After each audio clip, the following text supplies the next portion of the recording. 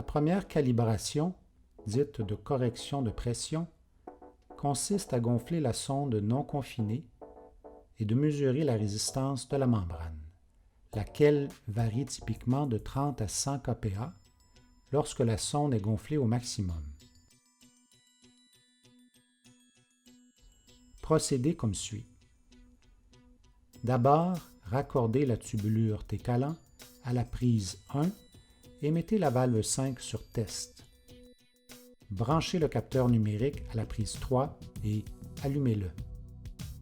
En tournant la petite manivelle dans le sens des aiguilles d'une montre, à une vitesse de 1 tour en 2 secondes, injectez 80 cc pour une sonde N ou 40 cc pour une sonde A. Attendre 30 secondes, puis noter le volume et la pression à la main ou dans le chiffrier Texam Companion fourni par Octest. Répétez jusqu'au gonflement maximum de la sonde, soit 1600 cc pour une sonde N ou 800 cc pour une sonde A. Ramenez le piston à la position 0 cc en tournant la manivelle lentement dans le sens contraire des aiguilles d'une montre. Veillez à ne pas appliquer une pression négative excessive. Vous pouvez maintenant tracer la courbe pression-volume résultant de cette calibration.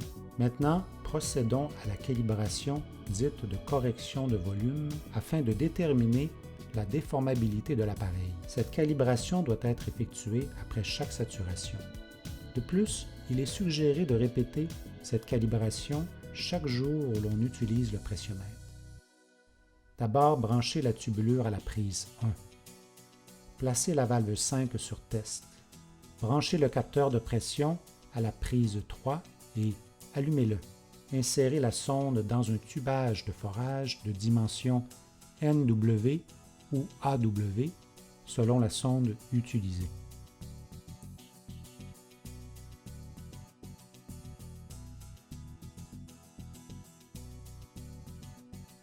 En partant de 0 cc, tournez la grande manivelle jusqu'à environ 500 kPa. À noter qu'il faut cesser de maintenir la pression dans les 10 secondes précédant la prise de mesure. Maintenir la pression, puis noter les lectures de volume et de pression après 60 secondes. Répétez cette opération jusqu'à 6000 kPa. Dans les cas où les essais seront effectués dans du matériel très dur, où les pressions atteintes excéderont 6000 kPa, il faudra suivre la même procédure de calibration, mais par palier de 1000 kPa jusqu'à 10 000 kPa. Finalement, ramenez lentement le piston à la position de départ en prenant soin de baisser la pression jusqu'à 0. Vous êtes maintenant prêt à effectuer des essais avec votre appareil. S'il vous plaît, gardez à l'esprit qu'il est important de bien lire le manuel d'instruction du Texam afin d'assurer une bonne utilisation de cet appareil.